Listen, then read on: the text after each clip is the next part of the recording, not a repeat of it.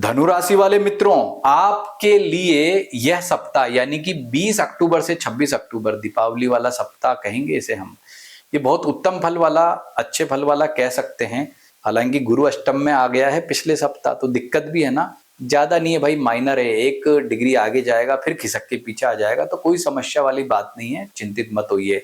तो आइए जानते हैं आपके लिए सप्ताह कैसा रहने वाला है। लेकिन उससे पहले एक विशेष सूचना बता दूं कि इस सप्ताह से हम आपके लिए लाए हैं जो नेगेटिव या पॉजिटिव टाइम बताते हैं। तो नेगेटिव टाइम बताते हैं उसका टाइम से, इंडियन स्टैंडर्ड टाइम से, आपको फिक्स टाइम की कितनी बजे से आपका टाइम नेगेटिव होगा, कब पॉजिटिव होगा।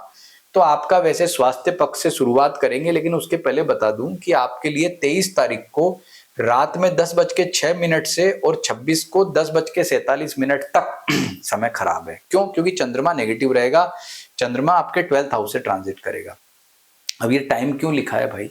ये इसलिए लिखा है क्योंकि भारत से जो बाहर के लोग हमारा ये वीडियो देखते हैं उनको एक कंफ्यूजन होता है कि आप जो डे बताते हैं बट वो डे उनके हिसाब से कब माने। तो उनकी जो ये प्रॉब्लम है, इसको सॉल्व करने के लिए, अब आप चाहे जापान से हो चाहे अमेरिका से हो, आप इसके हिसाब से अपना समय देख लेना कि कब से मेरा समय पॉजिटिव हो रहा है, मतलब नेगेटिव टाइम कब सावधान रहना है। तो वो टाइम आप इसे कन्वर्ट करके देख लीजिएगा। तो ये आपके लिए नई सुविधा इस वीडियो से मैं हमारे चैनल पर लेकर के आया हूं। अब जानते हैं आपका जो है स्वास्थ्य पक्ष कैसा है। तो स्वास्थ्य पक्ष के मामले में गुरु का राशि परिवर्तन हुआ है, गुरु अष्टम भाव में गया है, तो नो डाउट अच्छा तो नहीं है। कॉन्फिडेंस भी थोड़ा लो करेगा, लेकिन ज्यादा डरने की जरूरत नहीं है। ये 11 नवंबर को रेट्रोग्रेड होगा, वहां से वापस आपके 7th हाउस में आएगा और वापस पॉजिटिव आपको फल प्रदान करेगा। तो ज्यादा टेंशन वाली बात नहीं है। बाकी हेल्थ आपका अच्छा है, लेकिन इन दिनों में आपको सावधान रहना होगा। आर्थिक वाली बात करें, आर्थिक मामले की, तो आर्थिक मामले में यहाँ पॉजिटिविटी थोड़ी दिखती है, लेकिन शनि भाई चौथे घर में है ना। शनि तो क्या करता है, शनि आपका जो एक नेगेटिव ग्रह जो आपके चौथे भाव में ढैया में चल रहा है, तो उसका उपाय जरूर करें। ओम शम शनैश्चराय नमः मंत्र का जप करें, उससे लाभ मिलेगा। लेकिन अगर हम शुक्र की बात करें, शुक्र 10th भाव से ट्रांजिट कर रहा है लाभे से, तो इस मामले में आपकी स्थिति बहुत बढ़िया, यानी कि आर्थिक मामले में समय पॉजिटिव अच्छे फल वाला, श्रेष्ठ फल वाला कह सकते हैं। अब बात करते हैं आपके पारिवारिक सुख की। तो पारिवारिक सुख में मामला डामाडोल हो रहा है, क्योंकि गुरु अष्टम भाव में गया तो कहीं ना कहीं दिक्कत तो दिखती है। तो ओम ब्रीम बृहस्पति नमः मंत्र का आपको जप जरूर करना चाहिए। माता पिता के साथ आपका जो है रिलेशनशिप बेटर है, इस बात का ध्यान रखें। गुस्सा नहीं करना है, अपनी वाणी पर संयम रखना चाहिए। अब आगे बात करते हैं आपके विद्यार्थियों की। तो विद्यार्थियों के लिए समय बेस्ट कह सकते हैं, क्योंकि मंगल, सूर्य और बुध ये सभी प्लेनेट जो है वो 12th हाउस, ये 11th हाउस से ट्रांजिट करके अच्छा फल प्रदान कर रहे हैं। लेकिन बुध ग्रह आपका नेगेटिव हो रहा है। कब हो रहा है नेगेटिव? वो होगा आपका 24 तारीख को। 24 तारीख के बाद बुध 12वें घर में जाएगा, तो उसका जो इम्पैक्ट है नेगेटिव, वो नौकरी, पैसा और व्यापारियों दोनों को पड़ सकता है। तो विद्यार्थियों के लिए समय अच्छा कह सकते हैं। व्यापारियों की बात करें तो व्यापारियों के लिए 20, 21, 22, 23, 24 तक टाइम ठीक है। 24 के बाद 25, 26 यानी ये 2 दिन आगे के दिक्कत देगा। बुध नेगेटिव हो रहा है, इसकी वजह से समस्या आएगी। और यही सेम प्रॉब्लम नौकरी पैसा वालों के लिए भी है। तो ये जो टाइम है, ये टाइम भी विशेष सतर्कता वाला, और इसी टाइम बुध भी नेगेटिव हो जाएगा। तो भाई कहने का मतलब ये सप्ताह 24 तक तो आपके लिए शानदार है, लेकिन 24 के बाद बिल्कुल भी अनुकूल नहीं कहा जा सकता है।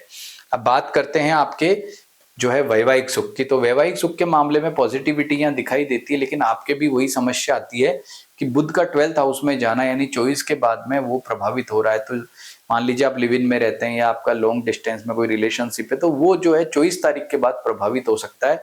उपाय क्या करना है? व्यापारी हो, चाहे नौकरी पैसा वाले हो, चाहे वैवाहिक सुख का मामला हो, ओम बुम बुद्धाय नमः मंत्र का जप करेंगे तो इससे आपको बहुत ही उत्तम अच्छे फलों की प्राप्ति होगी और समय भी श्रेष्ठ आपका रहेगा।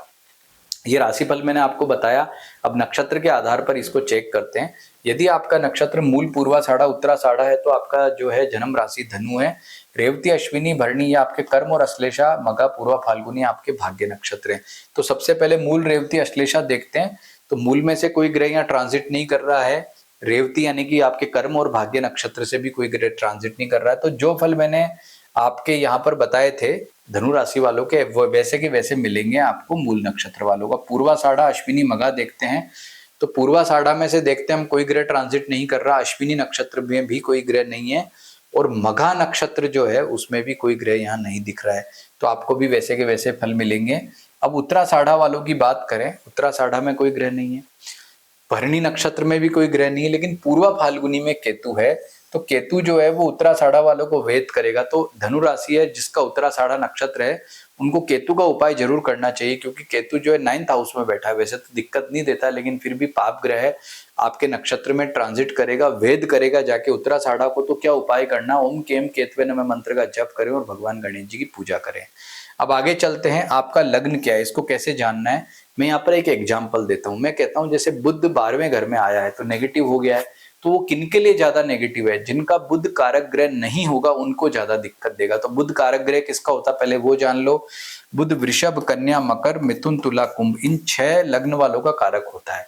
तो इनके लिए तो बुध अच्छा है, तो उनको वहां जाके इतनी दिक्कत नहीं देगा। जिनका लग्न मेष, सिंह, धनु, कर्क, वृश्चिक, मीन है, यानी कि ये 3 और ये 3, उनके लिए ये स्थिति अच्छी नहीं है। तो आपको यहाँ पर दिक्कत समस्या ज्यादा रहेगी, आपको इश्यूज ज्यादा रहेंगे, आपको प्रॉब्लम ज्यादा रहेगी। कहने का मतलब कि जो है इन 6 लग्न वालों के लिए बेस्ट है, लेकिन ऊपर और नीचे के इन 3-3 लग्न वालों के लिए स्थिति ज्यादा अच्छी नहीं कही जा सकती है। अब भिन्नाष्टक के आधार पर जानते हैं, कैसे जानते हैं। ये बुध आपका 12th में जा रहा है 24 तारीख के बाद, ज्यादा दिक्कत दे रहा है। तो भाई ये कितनी रेखाओं पर यहाँ है, 12वें घर में जब कोई ग्रह जाएगा, 12वां घर नेगेटिव मानते हैं बुध के लिए, तो बुध जितनी कम रेखाओं पर यहाँ होगा वृश्चिक राशि में, 1 या 2 या 3, उतना ही ज्यादा अच्छा है। अब ये क्या है भाई भिन्नाष्टक, ये क्या अष्टक वर्ग क्या बला है, तो इसका एक एग्जाम्पल यहाँ पर देते हैं। देखो यहाँ पर मैंने एक सूर्य का भिन्नाष्टक वर्ग बनाया है, इसको हम मान लेते हैं ये बुध का है फॉर एग्जाम्पल, क्योंकि सूर्य से लेकर शनि तक के ही भिन्नाष्टक वर्ग बनते हैं। लेकिन ये हर व्यक्ति का अलग अलग होता है, ग्रह का भी अलग अलग होता है और हर व्यक्ति का भी अलग अलग होता है। ये किसी पर्सन का होगा, तो हम मान लेते हैं कि ये जो है बुध का भिन्नाष्टक है। मैंने यहाँ बुध लिख दिया। तो ये तो राशियां हैं, देखो बुध कौन सी राशि में चल रहा है, तो अभी वृश्चिक में आ रहा है वो नेगेटिव, तो वृश्चिक का होता है 8 नंबर। अब हमें क्या देखना है, मैंने क्या लिखा था वहां कि कम रेखाओं में ये अच्छा फल देता है, लेकिन दिक्कत क्या है कि बुध यहाँ पर जो है 5 रेखा दिखा रहा है, ये देखो, तो 5 तो ज्यादा रेखा होती है। अगर ये किसी का भिन्नाष्टक है तो ऐसी स्थिति में इसको बुध ज्यादा परेशान करेगा, पीड़ा देगा। लेकिन यही यहाँ पर यदि 1, 2 या 3 रेखाओं पर होता तो बुध हमें परेशान नहीं करता। तो कहने का तात्पर्य, मैंने जो एग्जाम्पल दिया इससे आप समझ जाओ कि आपको ये भिन्नाष्टक कैसे चेक करना है। तो भाई इतनी अच्छी जानकारी बताइए, तो वीडियो को लाइक भी करो, चैनल को सब्सक्राइब भी करो और हाइप भी करो, ताकि ज्यादा से ज्यादा लोगों तक ये जानकारी पहुंचे। और इस सप्ताह दीपावली का महापर्व का त्योहार है, तो आपको माँ लक्ष्मी की विशेष कृपा मिले ऐसी कामना करता हूँ। नमस्कार।